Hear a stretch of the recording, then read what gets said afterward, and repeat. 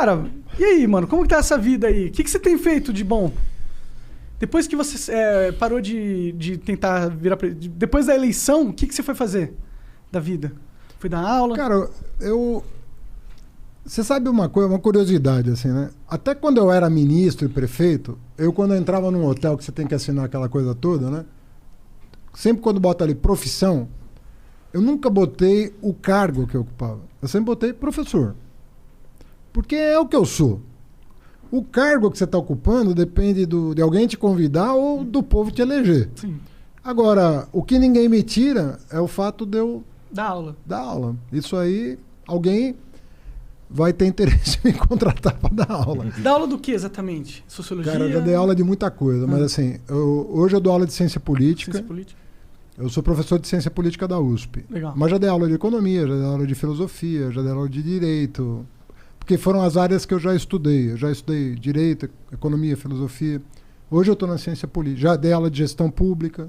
Não. Já dei aula de administração. Então, eu já dei aula de várias coisas. Mas hoje eu sou professor de ciência política da USP. Estou voltando para lá. Legal. Tava no INSPER, estou voltando para a USP. É estranho você tá lá concorrendo a presidente, todo mundo vendo sua cara, um monte de panfleto, um monte de coisa, de repente acaba e você volta para ser professor.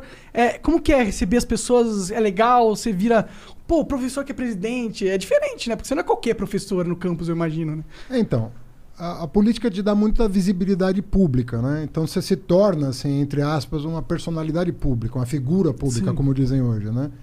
E isso tem vantagens e desvantagens na sala de aula, né? A vantagem é que aguça a curiosidade, a moçada quer saber, pô, será que esse cara dá aula mesmo? Do que ele dá, o que ele sabe, o que ele não sabe. Então chama atenção por um lado. Por outro lado, assim, um professor, assim, né, é sempre um cara mais reservado, num certo sentido. Não no sentido de não interagir, mas de interagir num padrão que não é o padrão do político. Né? Então você tem um certo protocolo, você, até em respeito aos estudantes, você tem que ser... mais distanciado, né? Não é distanciado, porque é muito próxima a relação. Mas você tem um protocolo, porque você não pode abusar da tua posição de professor. Entendi. Você tem que tomar certos cuidados. E isso, às vezes, você precisa calibrar isso. E corrigir prova é maneiro? Não, essa porra, cara. O Igor é professor também. Eu sei que é uma merda corrigir prova certamente é o pior essa é a pior momento. Mas você paga alguém pra corrigir as provas pra você, vai? Não, isso, eu cara? pagaria, mano.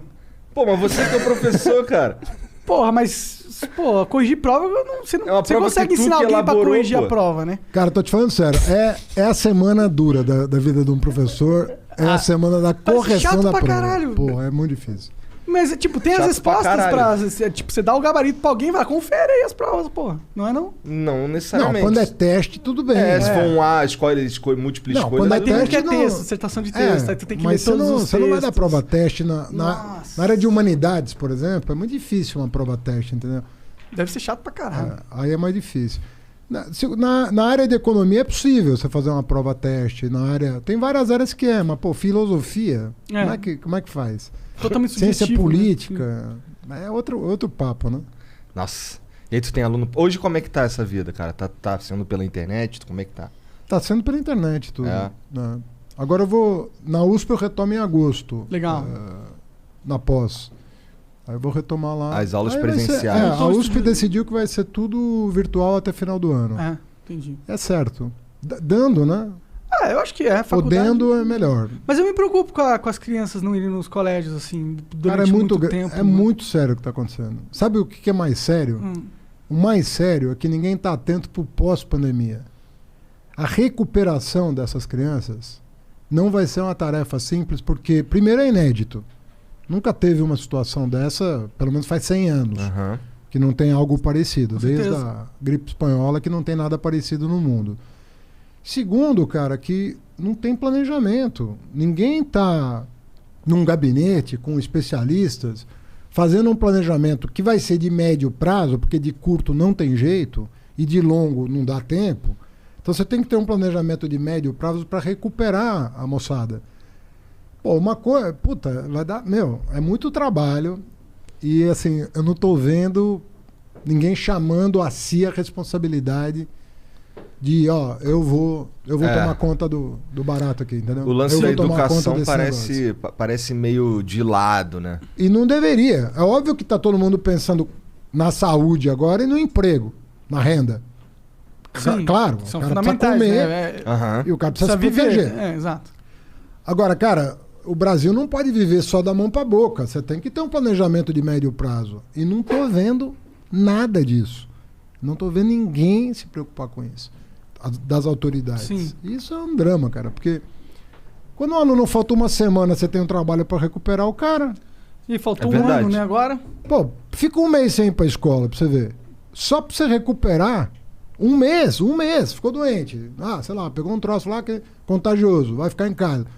Um mês, você voltar pra dar um trampo pra você recuperar, imagina um ano. É.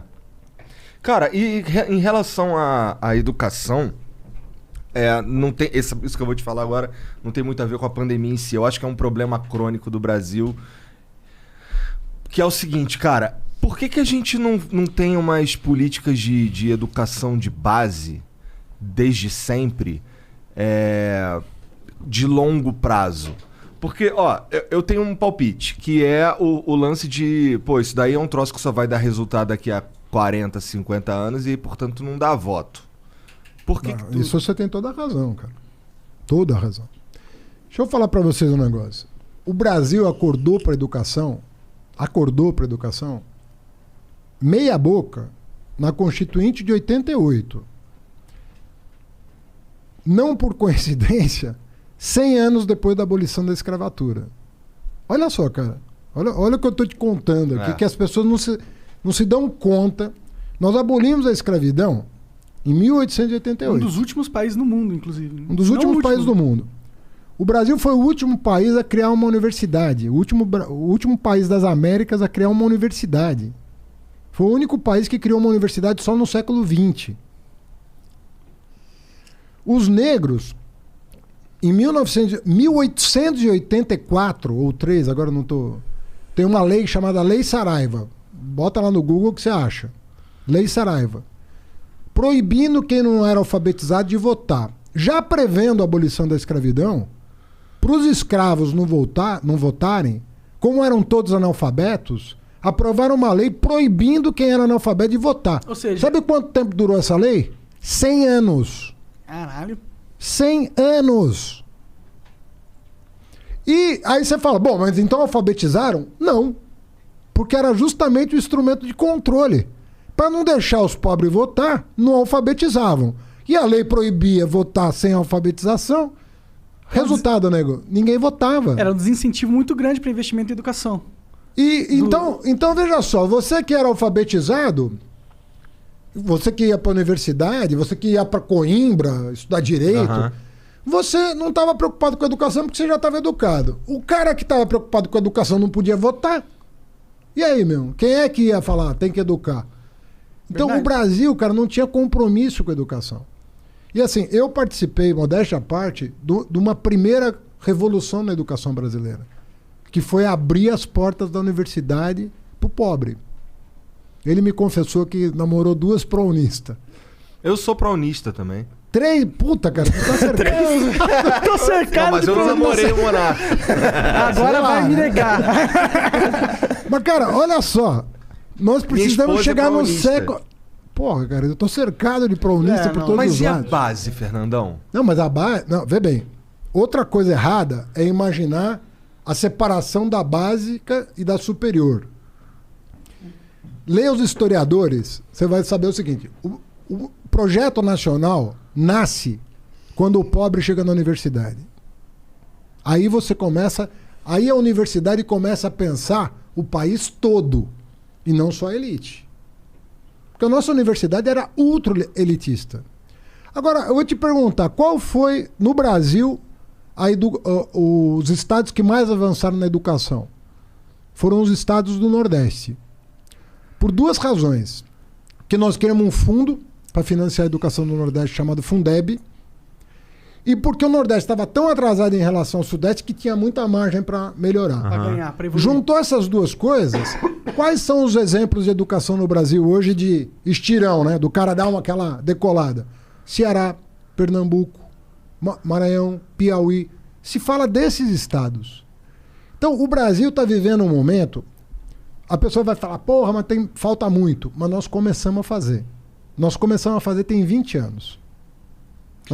Mas eu acho isso, cara. Nós começamos a fazer alguma coisa por esse país. No golpe militar de 64, tinha 200 mil universitários no Brasil. 200 mil universitários. Vamos lembrar que em 1970, na Copa do Mundo, a gente tinha 90 milhões de brasileiros, né? 6 anos antes, só tinha 200 mil universitários. Hoje nós temos o quê? 210 milhões de brasileiros. Ou seja, um pouquinho mais do que o dobro. Uhum. Nós temos 8 milhões de universitários. O que eu estou querendo dizer é o seguinte: quem reclama está certo. Mas quem olha o filme vai entender que nós começamos a enfrentar esse lance para valer. Entendi.